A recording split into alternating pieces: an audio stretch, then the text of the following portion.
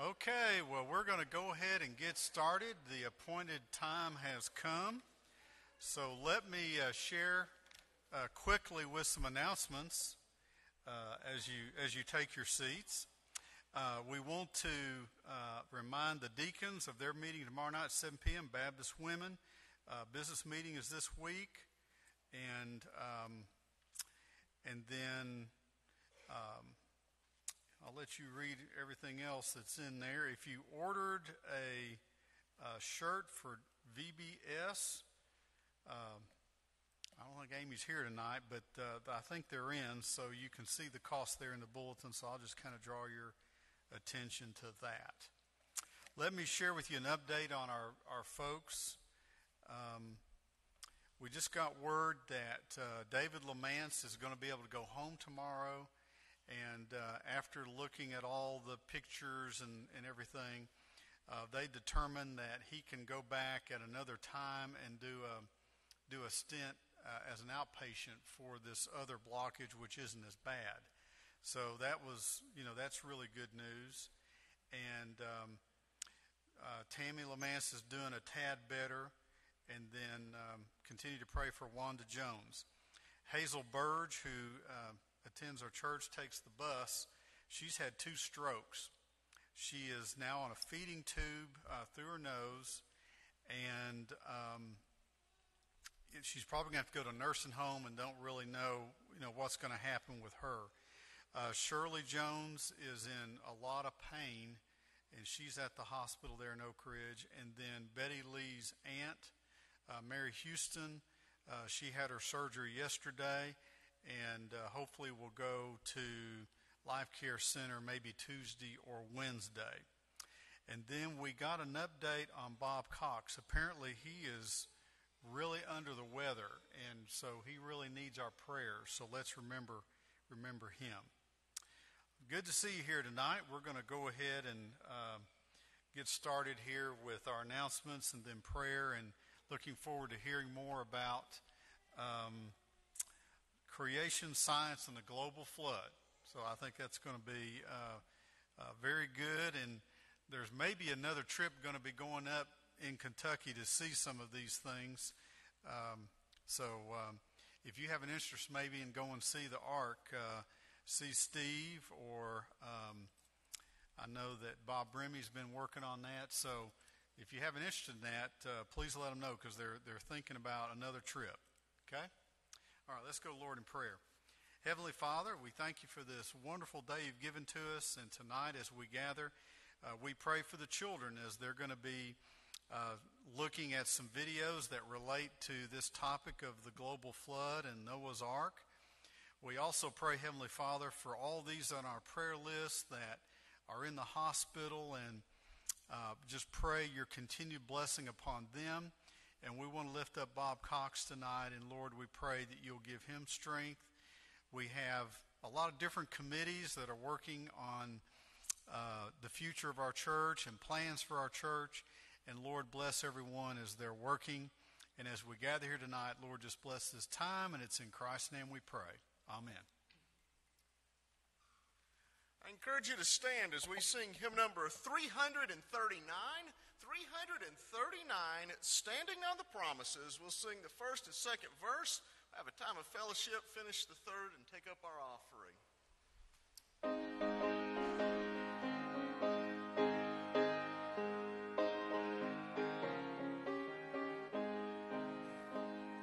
Standing on the promises of Christ, my King, through eternal ages, let his praises ring. Glory in the highest, I will shout and sing, standing on the promises of God.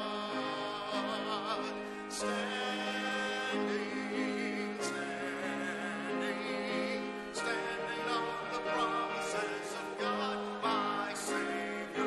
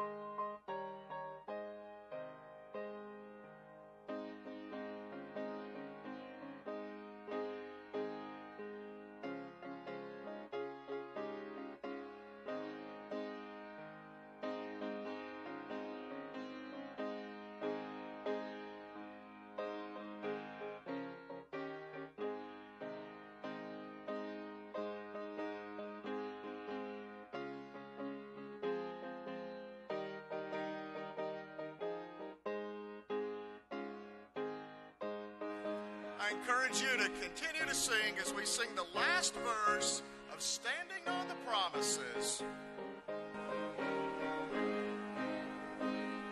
Standing on the promises, I cannot fall, listening every moment to the Spirit's call, resting in my Savior as my all in all, standing on the promises of God, standing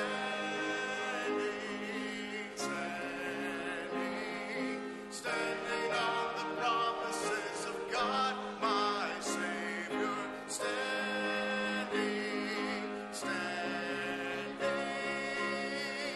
I'm standing on the promises of God. Heavenly Father, Lord, we come before you, Lord, just thanking you once again for today, for the time to be here in your house. Lord, just ask that each one of us have an open mind and heart to hear your word tonight as Steve brings about Noah and, Lord, about the beginnings. Lord, just ask you to be with each one here and all the requests, Lord, that is made, and ask you to bless the tithes and offerings in Jesus' name. Amen.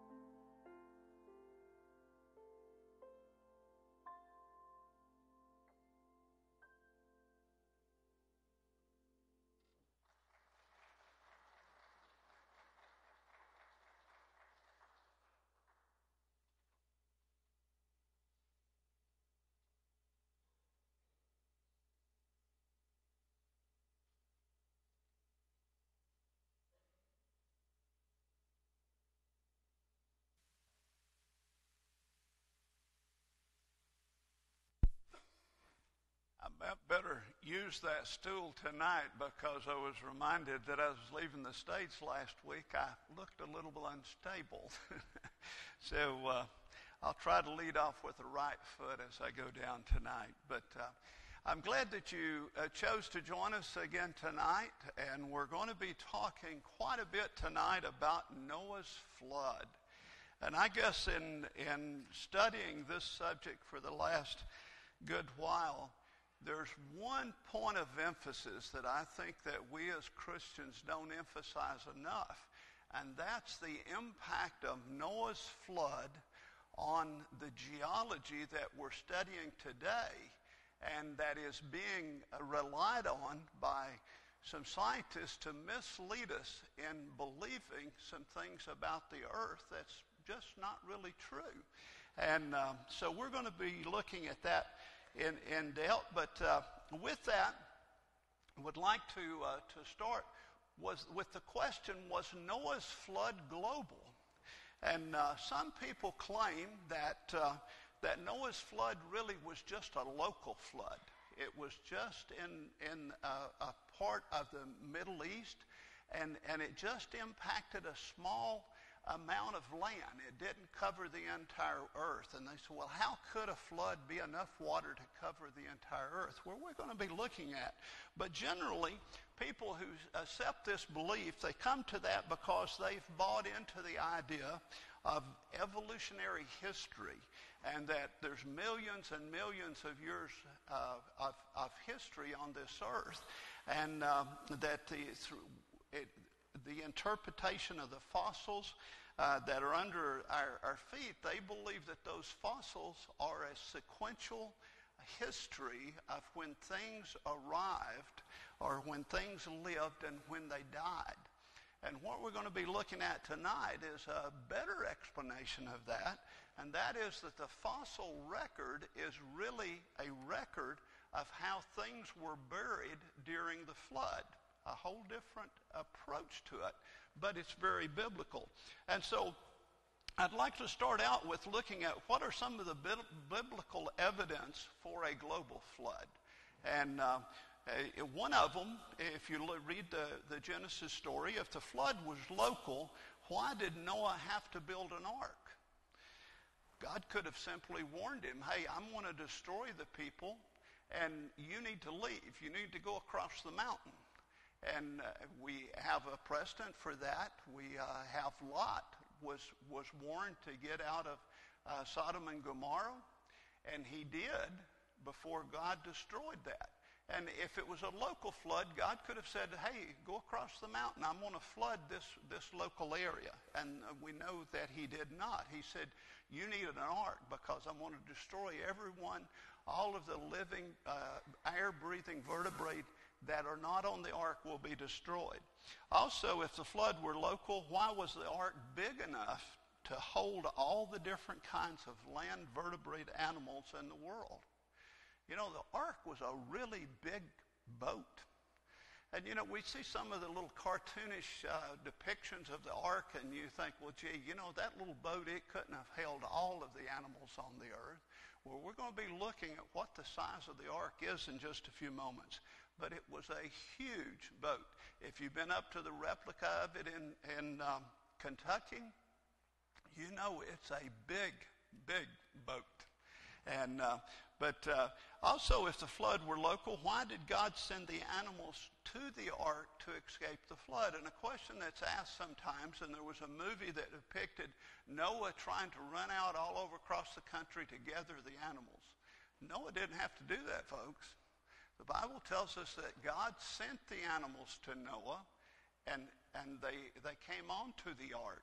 And why would he have done that if it was just a local flood? If it was a local flood, he could have had the animals to cross the mountain to get to the other side, and he didn't do that. Also, if the flood were local, why would birds have been sent on board? And the Bible tells us clearly there were birds on board, but why would the birds been on board if this was just a local flood in one geographic area? They could have just flown away. They could have flown across the mountain, could have flown to a higher area. Also, if the flood was local, people who did not happen to be living in the vicinity of the local flood would not have been affected by it. And God in the Bible tells us that he destroyed all of the people that he had created. And so if it was a local flood, it wouldn't have taken all of them. Also, the coming universal judgment by fire is likened to the judgment by water of Noah's flood, and that's in 2 Peter 3, verses 6 and 7. And of course, in the judgment, the universal judgment by fire is for the entire earth. And that was the case with the flood as well. Well, there's also some more evidence that I'd like to look at. If the flood were local, how could the waters rise to 15 cubics? Now, I don't know about you all, but cubics is not something I use every day, but 15 cubics is over 8 yards. 8 yards above all of the mountains. How could the water have gotten to 8 yards above all the mountains? You know, water seeks its own level, doesn't it? So if it was 8 yards above the mountains, what's going to happen on the other side of the mountain?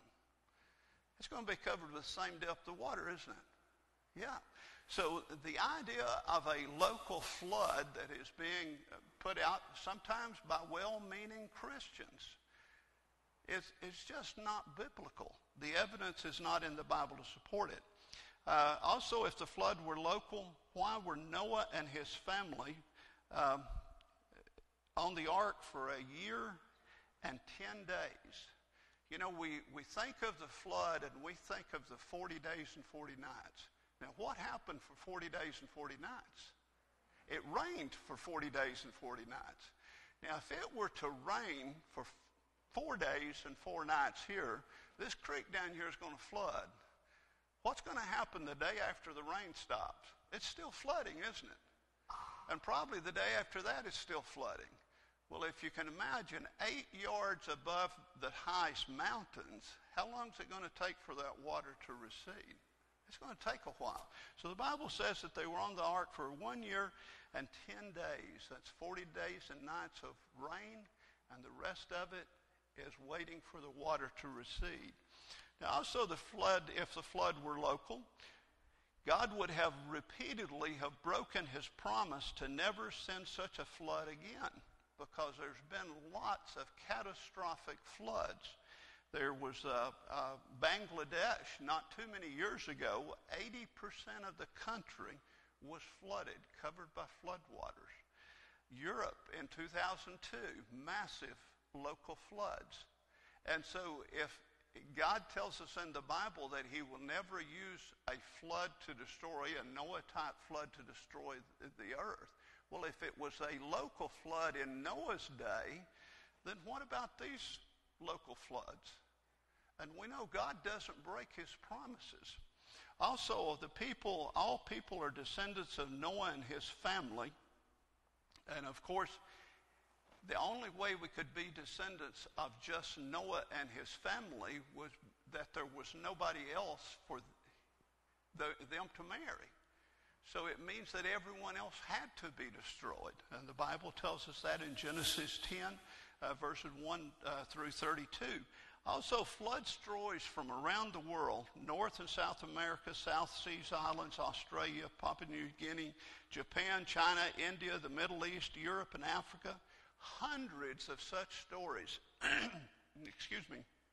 And I mentioned some of these last week, but if you go into a new area, if you have missionaries going into an unreached people group, or if you have the people who study different cultures go into a new area, one of the things they do is to collect the oral history from the people that are there. And when this has been done around the world, there's hundreds of stories of people that their stories match the story of Noah in the Genesis story. So there's collaboration of the biblical story with these stories that we see in the oral histories of people around the world. Now, also, there's Hebrew. I can't speak Hebrew, so I'm not going to attempt to tell you I do, but I have read and studied people who can speak Hebrew and know what it is. But there's some Hebrew terminology in Genesis 6 through 9. And if we look at the term the earth, it's used 46 times in the flood account from Genesis 6 through 9. Upon the face of the earth is found also in Genesis chapter 7, verse 3, and also in chapter 8, verse 9. Face of the ground used 5 times in the flood account, Genesis 6 through 9. All flesh used 12 times in the flood account. Every living thing used in the flood account in several places in Genesis and also in the creation account. But if we look at the use of these Hebrew terms and how they're used to describe the flood, and we compare them to how they're used in the rest of the Hebrew vocabulary and the written history of the Bible, we find that it's very consistent in what that is calling the flood as being a global flood.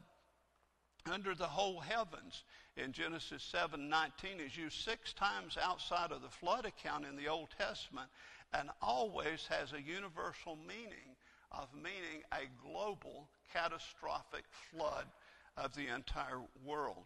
Also, the fountains of the great deep, and we're going to see this later in the presentation 9, is mentioned only in the flood accounts in Genesis 7:11, 8, and 2, and also in Proverbs 8 and 28.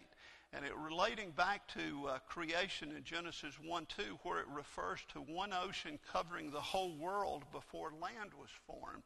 And the fountains of the great deep during the flood, we hear and we study a lot about the rain, 40 days and nights of rain, but there was also the opening of the fountains, the great fountains of the deep. And we're going to look at some recent scientific study later as to what that is. But also the Hebrew has a special word reserved for the flood, or the deluge as is referred to. And it's, Pastor, I'll have to get you to pronounce that, because that's Mambul. That sounds good to me. I believe that was right. Okay. And in every one of the 13 occasions that this word is used, it refers to Noah's flood. Very consistent throughout all of Scripture. Also, the New Testament speaks of the flood as being global. In Matthew, Luke, 2 Peter, 1 Peter, Hebrews, and 2 Peter again. So there's lots of references to the global flood.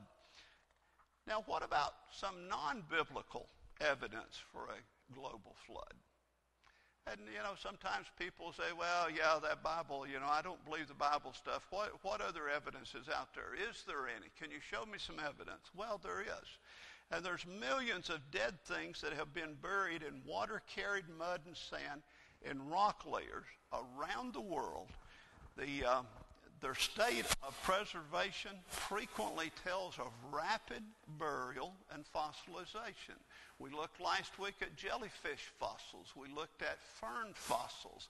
And we know that the only way a fern fossil or a jellyfish fossil can be preserved is if it is done very rapidly, not through millions of years as the evolutionists tell us. And if you look, there's hundreds of examples of these kind of things around the world. There's also preservation of animal tracks that in some of the rock strata, as you look at it, there's perfectly embedded animal tracks that are preserved in the rock layer. The only way that can is if it's done very quickly. Now, most of us have worked around cement and concrete. And if you're going to embed something in concrete, how long can you wait before you make that imprint? One of the things we have at our house, over the years, we've poured driveways and sidewalks, and we got handprints all over the place. You can trace our boys from the time they was real little till they got pretty big through the handprints that have been left. And if you let that concrete set for too long, you're not going to get that handprint in there. It can only be done while the concrete is moist, while it's still pliable, and then you can embed the handprint, and then something else you can put over top of it, and it's there. It's going to be there. And yet, even to the point of finding raindrops, where the raindrops have splattered in rock layers that are under hundreds of feet of overburden. And, the only way that can happen is if it's done very quickly. There has to be something else come over it to flood it very quickly. And it's not millions of years, as we often said. Also, we have probably strata fossils. These are ones that pass through more than one rock layer. And I know we have several people in church who have worked in the mines on the mountains around here, strip mines, or have hauled coal from those.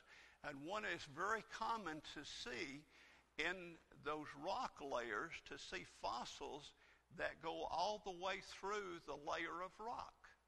And we're going to look at some pictures of some of those in just a minute. But for that to happen, it has to be deposited very quickly. It's just like the fern. If I cut some ferns or weeds out of my garden and leave them laying, in 2 or 3 days they're going to be rotted and blown away. They're either dry up and blow away, or if it rains, they're going to rot and go away. But, to be preserved, you got to get something over the top of it to get the air away from it very quickly. And, of course, that can only happen in a flood or something of that nature is the only way that it can happen that quick. But let's look at a couple of photographs here. This first one is a piece of wood that's embedded in a rock. As you look at it, it's obviously a stem of a tree or a sapling or something, and the sandstone has been deposited all around it and completely preserved it in that way. The next one that we'll see, some of you may recognize this one. Anybody know where that's at?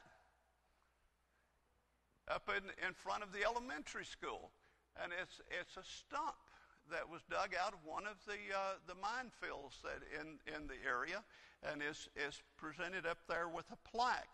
But it's again a stump to be preserved has to have been buried very quickly. And, of course, we have an example of that there. Okay, what about some other non-biblical evidence for a global flood? One of them is the radical deformation of layers of sediment without evidence of cracking. Going back to the concrete, if you're pouring some concrete and you're wanting it to bend, you've got to bend it while it's still pliable, while it still has moisture before it has set up. But yet we see huge layers of rock around the world that have been bent. They're bent, and they're not broken. And we're told that happened over millions of years. Well, you can't bend solid rock. Now, if you let the concrete get hard and you try to bend it, it's going to break, isn't it? It's not bendable. Well, sandstone and the rock formations that make up the strata we see around the world is the same way. And the picture that I want to show you next is a rock formation in New Zealand. This is on the eastern beach in New Zealand, and you see it's clearly layers of rock, but they're bent rock. Now, how could you bend rock like that? The only way it could be bent if it was still moist. There's another example that's much closer to that. If you bend down Highway 27 where the construction's going on, just past the exit to Oakdale, there's a road turns to the left, I believe Hanging Limb Road or something like that. Look at that rock the next time you go through there. It's not nearly as thick as this, but it has the similar type bend.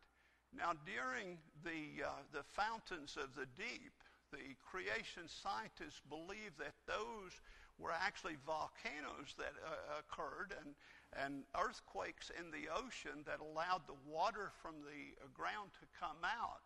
But it also allowed, during those formations, to bend sediment layers that was being deposited. If you have a lot of rain, a lot of runoff, you're going to have sediment that's going to be coming into the basin. as that sediment is beginning to layer, if you have rocks that are pushing up underneath it, you can have this very thing begin to take place. Again, though, it has to be done while that sediment is still very soft. What about some other examples? There's a formation called dikes. It's simply walls and pipes, and pipes are, and I see a typo there. those get by us sometimes. But dikes and pipes, cylinders of sandstone that connect through material. Again, in the strip pits of here, you see that quite frequently, that you'll see the coal layers. You have slate typically above and below the coal, and then you got sandstone is usually above that. But there's times that there's places where that you see the material from the bottom has pushed up between, through, it appears like a pipe or a dike, a wall, through the overburden. And that can only happen if you have pressure on something. I remember we were pouring some concrete at the house one time, and it started to rain, so we was kind of frantically trying to get tarps over the concrete so that it wouldn't have those splatter parts and all in it. And I tried to step further than I really could reach, and I stepped on a board that was on top of the concrete, which was still very pliable. And guess what happened? When I put my weight on that board, guess what happened around the edge of the board? We had a similar type formation to happen. Now, if that concrete was harder and I'd stepped on it, it couldn't have squirted up. The only way that these formations could have been formed was if the underlaying material was still pliable when the overburden got heavy enough to push down on it. Also, there's worldwide distributions of many. Another spell check doesn't check man for many. Well, I got it there. We did correct. I believe Nita found that one for me. Of many geological features and rock types is also consistent with a global flood. And a good example of that, if you go up the east coast of New England and all the way down through the Carolinas, and you look at the rock formations that you have up through there, and you go to the west coast of Europe, England, and down through the Scottish coast and you compare those rock formations, they're very consistent of the same geological features on both sides of the ocean. There's also the Morrison Formation down in Texas that extends all the way from Texas into Canada. The same geologic formation that wide. And the only way that could have happened was that if there was a global deposit being made at the time that rock was still pliable. Now let's look at Psalms, or where did all the water go from Noah's flood? Is another question that comes up quite a bit. Well, if you had water that was covering the earth 8 yards above the highest mountains, where did all that water go when the rain quit and the fountains of the deep quit gushing? Well, let's look at Psalms 104. It says, after the waters covered the mountains, God rebuked them and they fled. The mountains rose, the valleys sank down, and God set a boundary so that they would never cover the earth again. In Isaiah it says, give this same statement that the water of Noah would never again cover the earth. Well, where did that water go? Well, for one, if we look back at Psalms, the mountains rose up and the valleys sank down. And the creationist scientists, as they have studied the rock formations, they've studied the craters of the ocean, they believe that this is really exactly what happens. And the evidence, the physical evidence is there, that the oceans went down, the mountains came up, the dry lands came up. So the water that was covering the land went into the oceans and filled those basins. Clearly, the Bible is telling us that God altered Earth's topography. during and after the flood. And while new continental land masses were uplifted, while large deep ocean basins were formed to receive and accommodate the waters. And I thought this was real interesting. If the entire Earth's surface was leveled, if you took all of the mountains and you pushed them down into the oceans to where everything was totally level, there's enough water in the ocean to cover the entire Earth to a depth of 1.7 miles. That's a lot of water.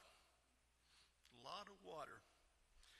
Now, with the pre-flood topography, and we don't know what it was, but it says that the highest peaks were covered with 8 yards of water. There's plenty of water in the oceans to do that, isn't there? And so a lot of water out there. Now, what about the geologic column? And let's talk just a little bit more about Noah's flood. Now, the geologic column is simply looking at all the rock layers, and this is what geologists and evolutionists look at and say, well, if you look at all these rock layers that have accumulated over millions of years, and you look down real deep, you find very simple vertebrae and living organisms that were down there. They're dead now, but it's basically what you see are those things that are bottom dwelling in the ocean, or what's in the lowest rock layers that you can find. And they said, well, that's where we all originated from. We started out as simple celled organisms in the ocean, and they developed through evolution and finally began to grow legs and all these things and crawled out onto the land, and then they continued to evolve. And, you know, as you look at all these rock layers, they progress that way. Well, there's really a much better definition of what those rock layers mean. And if you look at it, a global flood would bury the bottom-dwelling animals first, wouldn't it? If you had a massive flood, and you may say, well, gee, if it's being covered with water, why would those bottom-dwelling animals die? Well, for one, the sediment that would be coming into the ocean bodies is going to choke them. It's going to smother them. It's going to cover them. And so they're the ones on the bottom, so they're going to be covered first. Because if you have a lot of silt that's beginning to go into a stream, it's going to deposit it along the banks, but it also is going to begin to choke the gill-breathing animals that's in the water. And we see that even today. Also, the land creatures, being more mobile, would be buried last because they're on land. So you expect you're going to see on the very bottom, the bottom-dwelling sea creatures. Then you're going to see the swimming sea creatures. Then you're going to see those things that are around the fringes, the crocodiles and reptiles and the turtles and those kind of things that are in and out of the water. And then you're going to have the land-dwelling animals. And then some of the last that would be buried would be the birds and the very mobile animals because they have the ability to get away. And if you look at this geologic column, that's exactly what you see. Now, doesn't that make a whole lot more sense than the belief that we all originated from single-cell organisms that were dwelling on the bottom of the ocean? And then we learned to grow some fins, and the fins became legs, and the legs allowed us to crawl up on the bank. And then once we were on the bank, we evolved and we came on up. You know, it just really doesn't make logical sense, does it? And so the geologic column is actually an example and a history of what was buried and how it was buried during the flood. Now, another question is, how do Noah fit all the animals into the ark? You know, a lot of animals around the world, aren't they? Well, I thought it would be interesting to look at what does the Bible say that God told Noah to take on the ark. He told him to take one pair or two of all of the unclean type animals. And this was a question when we started studying this. You know, I had read the Genesis account multiple times, and somehow my thick brain was stuck with two of each kind. But the Bible says that he was told to take 2 of each kind, but to take 7 pair of the clean animals. So there were some animals, the clean ones, as described in the Old Testament. And it's kind of interesting because the definition of clean and unclean animals doesn't come until Moses' time when he was given the law. But no one knew. And so what is a kind? What is a kind? So, I heard someone one time, they said, that was 2 of my little pit bulldog, and it was 2 of my Chihuahua, and it was 2 of my... No, the Chihuahua and the pit bull and the Boston Terrier and the Cocker Spaniel, they're all the same kind. And kind, as described in the Bible, is broader than a species, and is similar to what biologists would call a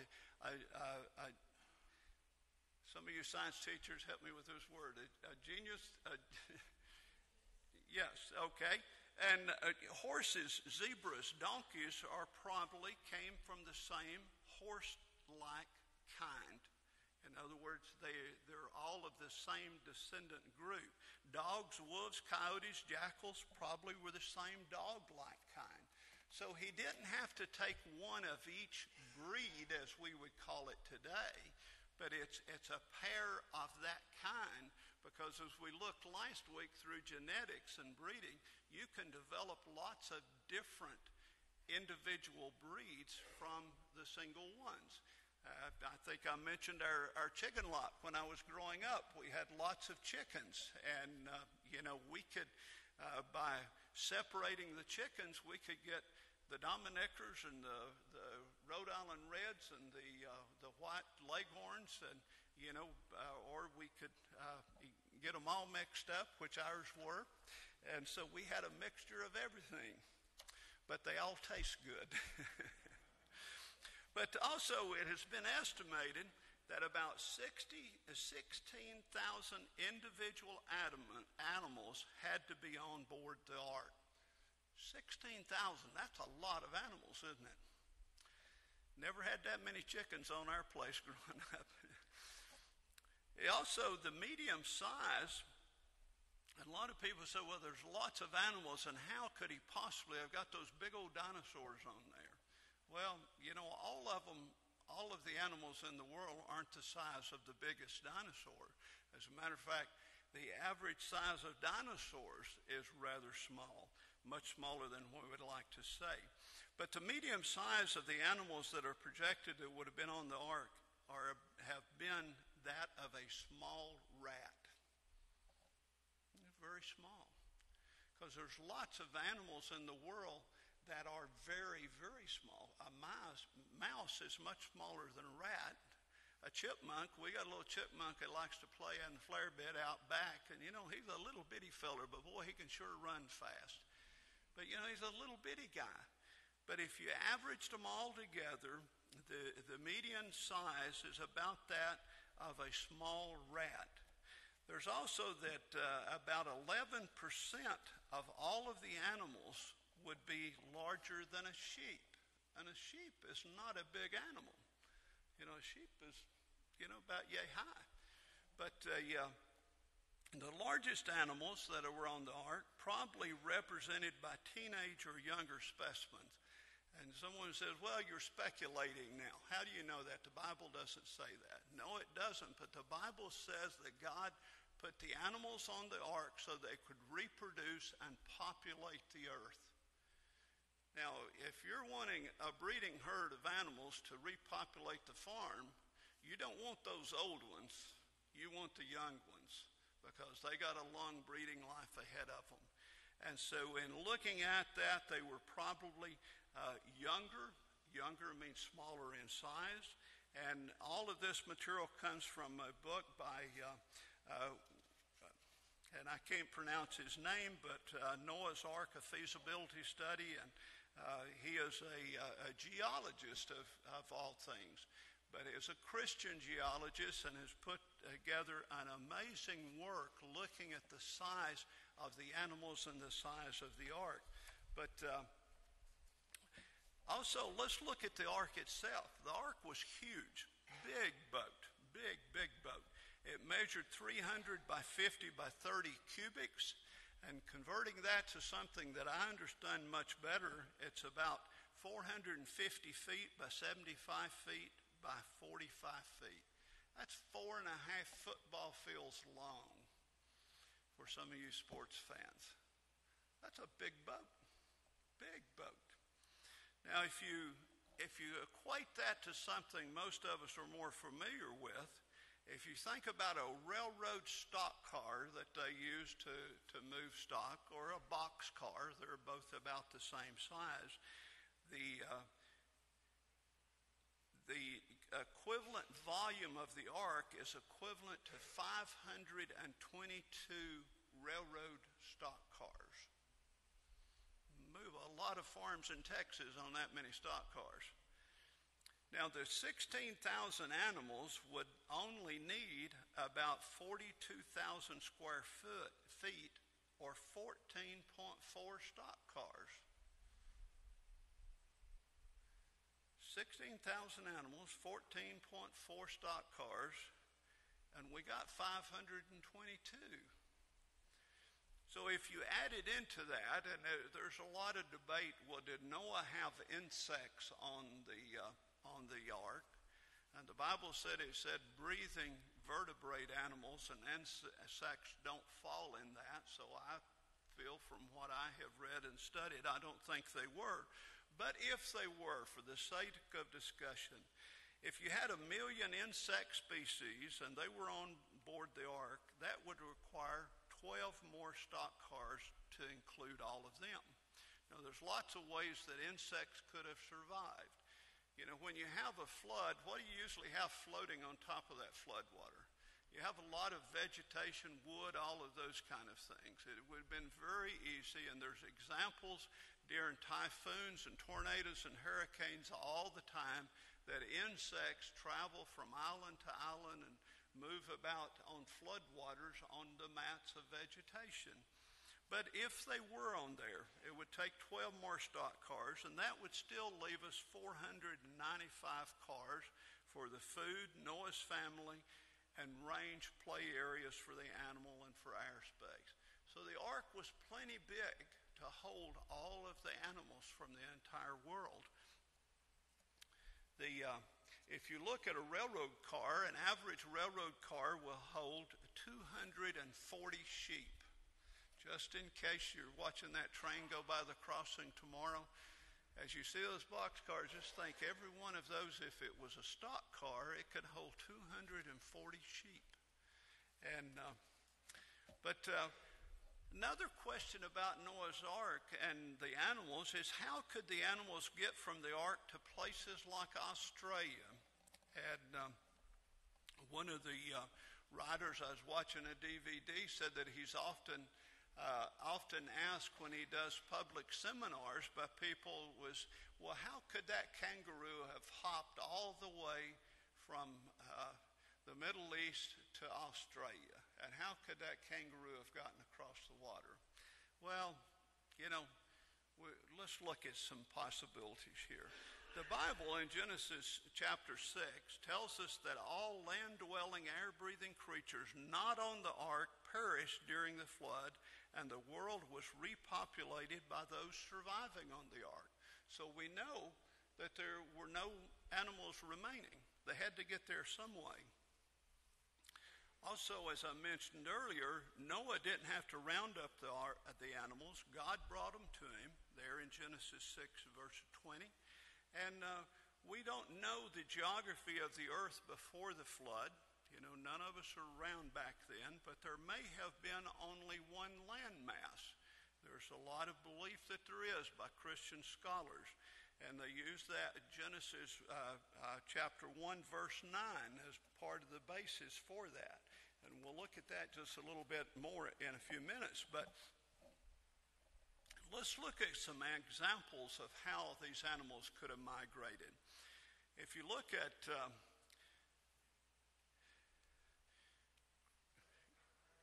thank you, Indonesia, It erupted. That's a volcano on one of the Indonesian islands. It erupted in 1883, and this was an event that was well documented.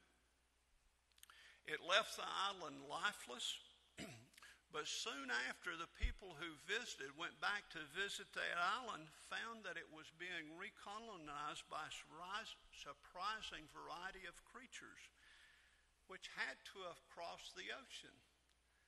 And they thought it was impossible, but they knew that everything was killed on there. There was a volcano. It killed everything. But yet suddenly these creatures are there. The only way they could have gotten there was to have crossed the water to have gotten there. Now also, there's lots of animals, as I mentioned with the insects, that ride on mats of foliage and debris during floods. And it could have very well been. Rats are notorious for boarding ships through the mooring lines that they use to hold them up. We took a trip one time to the Caribbean, and we were getting ready to go off, and they had the big ropes they were tying the ship up with, and there were these big, round, shiny things on the ropes. And one of the boys said, what are those things for?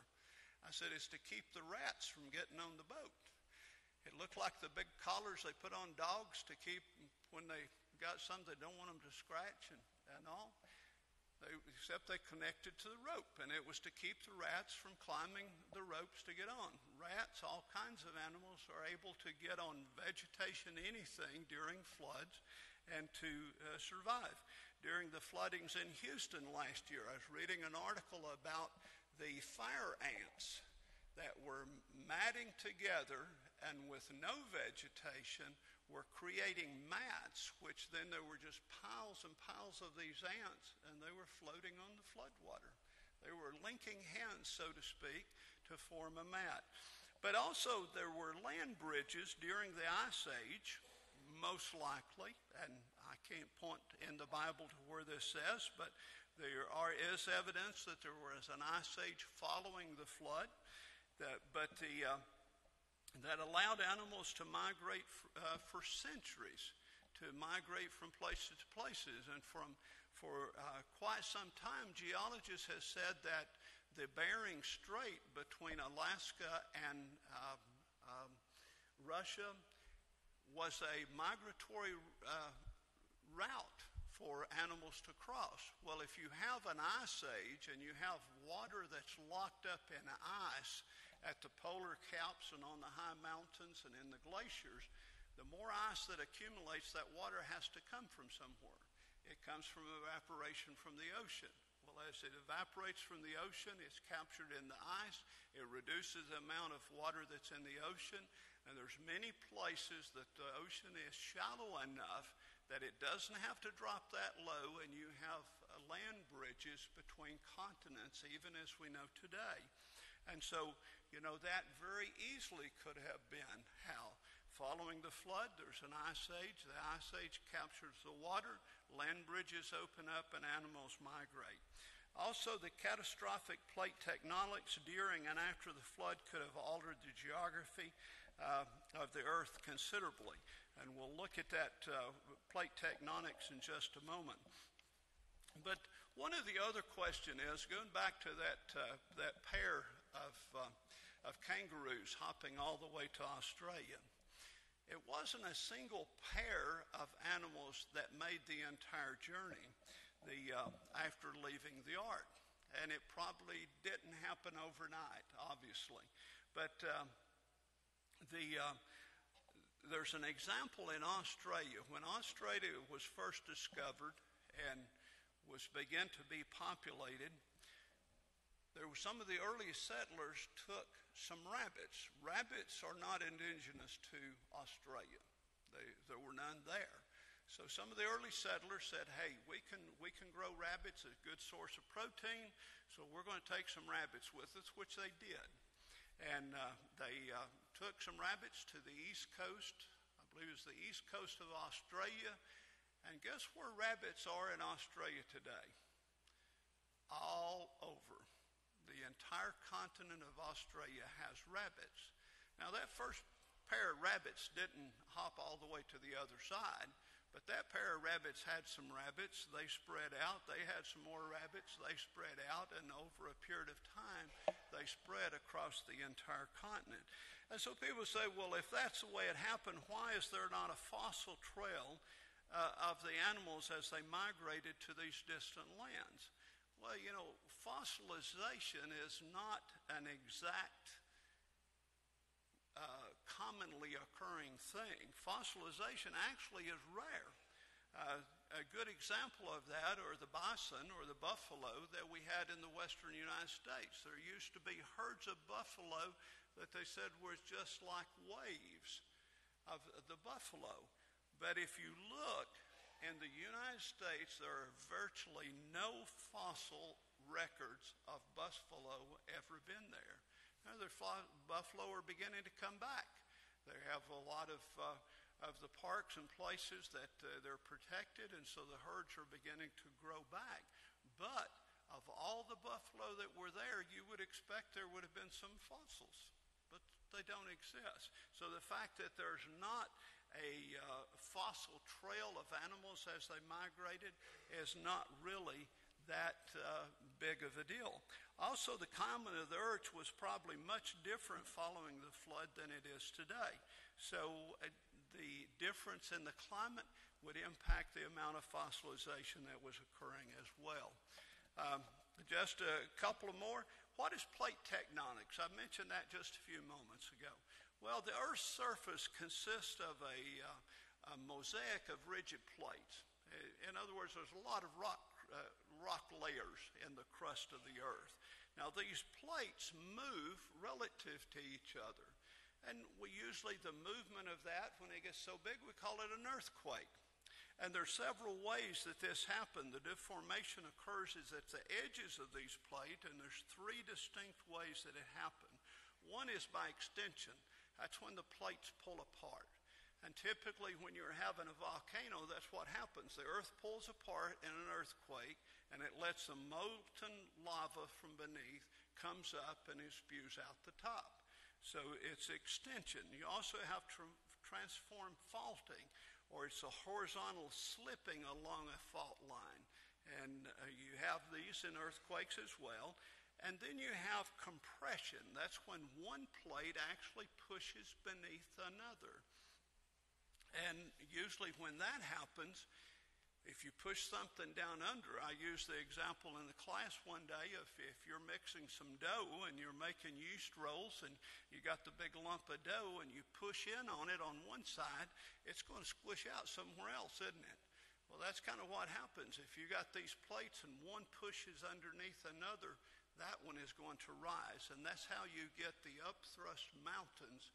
And most of the mountains that we see all over the world have resulted from that. Well, there's a process called catastrophic plate tectonics, or thermal runaway subduction. A lot of big old words in that. But I was real interested when I read about this guy, Dr. John Bumgardner. He's a creationist scientist, but he works for, or did work for, don't know if he's still there, at the Los Alamos National Laboratory. And his work there, he had access to the supercomputers, and he developed a model using the supercomputers of the processes of the Earth's crust to show that tectonic plate movements could have occurred very rapidly, not over millions of years. You know, if you look at a lot of the evolutionists, they say, yeah, this is how the mountains were formed, but they were formed over millions of years. Well, they're using the movement today and trying to backtrack and said, okay, how long did it take for that to happen? Well, he has modeled, and he's given credit for the best 3D model of catastrophic plate tectonics that has been developed in the world. But his model said that if this were happening during the flood, it's essentially when one plate pushes under another, and as it pushes under, it creates more heat, which causes, from the friction, which causes heat buildup, which causes more fluid elasticity in the elements, and it becomes almost a conveyor belt type thing. that all the fountains of the great deep that's referred to in Genesis chapter 7, 11, and also in 8:2 was the fountains as the earthquakes happened and you had this runaway subduction as this was going in, that it creates a huge volcano effect which opens up to allow the steam, and about 80% of what comes out of a volcano today is water vapor and steam. Most of what comes out.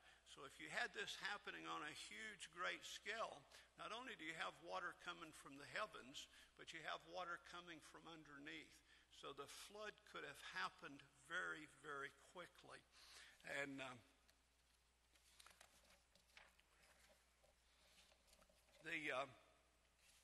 there's also another gentleman. I had a video I intended to use, but realized we didn't have the time. Dr. Robert Gentry. Dr. Gentry was a nuclear physicist. He actually worked at the Oak Ridge National Laboratory at one time. He also worked at the Los Alamos National Lab. But his area of expertise was studying radio halos.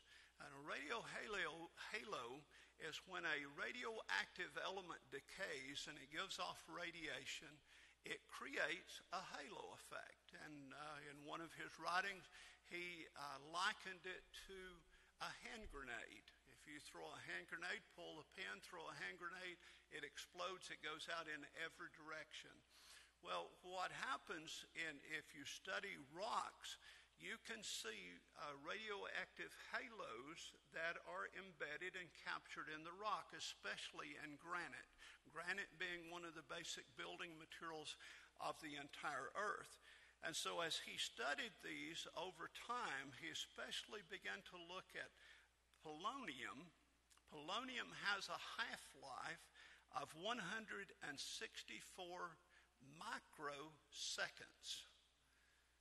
In a very short time, half of it's gone. In a very short time, all of it's gone. And so as he was studying this particular element, which is a derivative or an isotope of uranium, he found that he could find these halos in granite from lots of samples he looked at. So he began to look all over the world. He found them all over the world.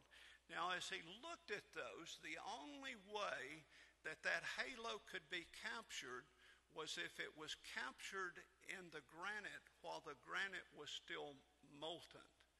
Because in a very minuscule part of a second, it's gone. So it had to happen very quickly.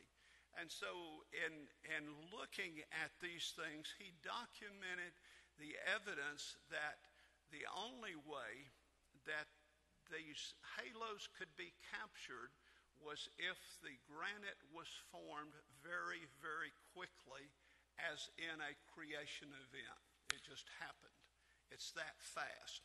So as he looked at that, he put his material together, and guess what? They didn't want to publish his material because it didn't agree with the model of how they felt the powers to be, the publishers and those people. So he actually left and formed his own company, which is located in Knoxville, Tennessee. Dr. Gentry lives in Powell, and since then has published several works and is one of the prominent authors, a PhD nuclear physicist who said that, as you study the evidence, there is no doubt whatsoever the earth happened and was created very quickly.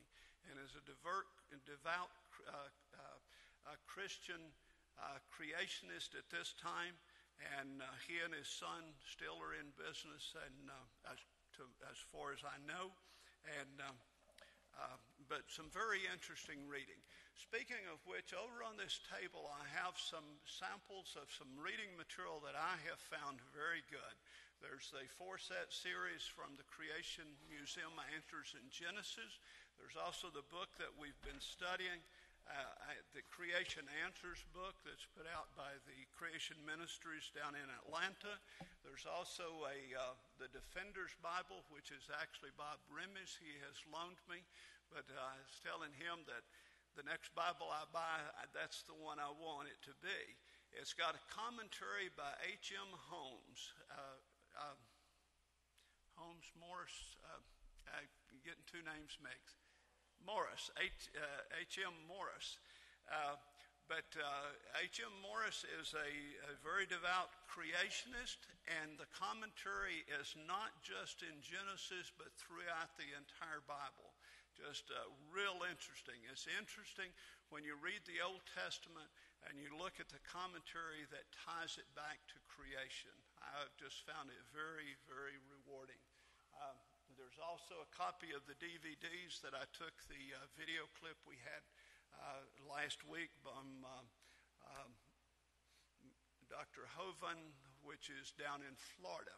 If you'd like to see those, and I promised to have a list of some websites. I didn't get that together, but I'll get it to Flo this week, and if she can make copies, we'll have it on the counter next week. But I appreciate you being here. Just a few closing thoughts. What now? What now? Scientific theories may change, but one thing we can be assured of: the Word of God, of the Lord, endures forever. And you know, we've seen and I can't help but go back to that example so many times of Christopher Columbus. He was selling out into the unknown, and all of the great minds of the time said, you sell too far and you're going to fall off the edge of the world. And yet the Bible had told us thousands of years before that the earth is a sphere and it's suspended in space without support. We looked at it last week. And you know, guess what? Columbus sailed on out there, and he didn't fall off, and he kept going, and he made it all the way to the West Indies. And it wasn't but very long, and Magellan sailed all the way around the world. And they found out, oh, guess what? The earth's not flat. The Bible's right, but they didn't tell us that. And how many times in your history book and social studies did you read about Christopher Columbus and wanting to sail all the way around the world? And was there a footnote down at the Bible bottom that said, oh, and the Bible told us thousands of years before that the earth was round? That footnote never made it into any of the textbooks that I got. But you know, we can tell. You know, when you have a son or daughter or grandson, granddaughter, or a kid in your Sunday school class, and they're asking that question, well, gee, you know, what about this stuff? You know, science is telling us this, and, you know, I don't know about this creation stuff. Remind them about Christopher Columbus, and remind them about what the Bible had told us in the Old Testament. You know, and let them know that, hey, there is truth in the Bible. And, you know, if we use the Bible to interpret science, it makes a lot of sense. If we use science to interpret the Bible, we come up with untruths like gap theories, Lucifer's flood, and all of those things that are not biblical and aren't even supported by science.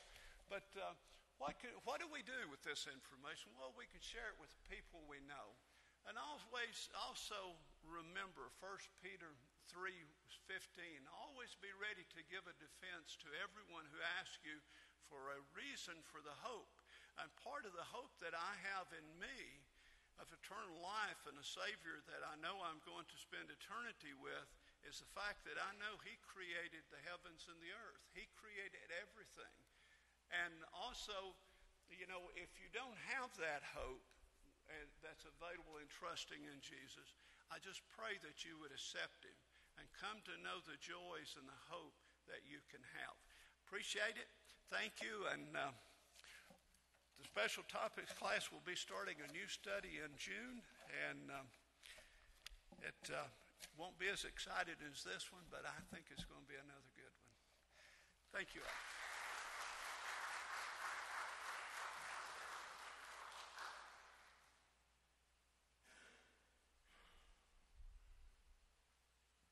Thank you, Steve. We want to, today's been about hope, hasn't it? In a lot of different ways. So, you know, God's bringing all that together. And there's a lot of different scientific theories that were postulated 100 years ago, 200 years ago, that even scientists have now said, well, that wasn't right. So we can be thankful that there are scientists who are looking at the Bible and then using science to try to, instead of reinforcing theories that they have, but to in a sense, verify the Bible or to reinforce what the Bible says. So we're thankful for that. Tonight, our invitational hymn, Beneath the Cross of Jesus, we'll sing the first and last verse. It's number 238. And if you have a decision to make tonight to accept Christ as Lord and Savior or to join our church, we invite you to come. Let's stand as we sing.